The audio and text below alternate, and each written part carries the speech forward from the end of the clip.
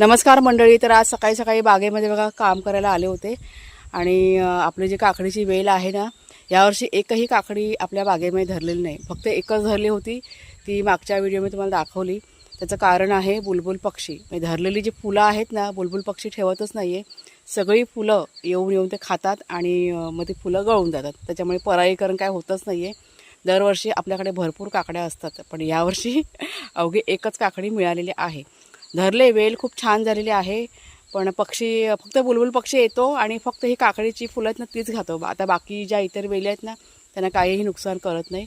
आता ह्या फुलांमध्ये काय आहे ते काही माहीत नाही आहे. तुम्हाला मी दाखवते ती वेल आपली काकडीची. ही आपली काकडीची वेल आणि किती बघा भरले, इतकी छान झाले ना वेल, पण काकडी तुम्हाला एकही दिसणार नाही. तर ही बघा, ही फुलं आता आलेली आहेत ना. आता बघा मधमाशा पण बघा आहे तिथे परागीकरण करायला आलेल्या आहेत आणि छोटी छोटी फळंसुद्धा आहे बघा. आता हे तुम्हाला दिसत आहेत, पण ती छोटी छोटी फळं की नाही पिवळी पडून ती गळून जातात.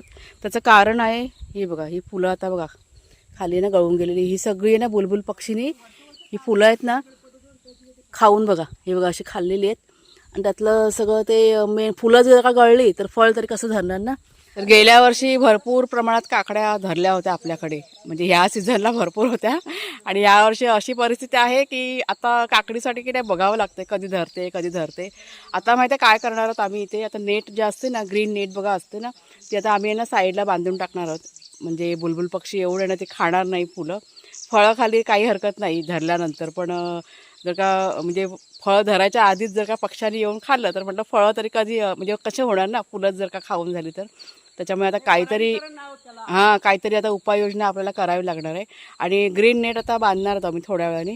आता सध्या आपलं की नाही बागेमध्ये काम चालू आहे, तिघं पण आमचं चाललं आहे काम. तर तिकडचं आटपलं का इथे येऊन लगेच ग्रीन नेट आपण बांधून टाकायची.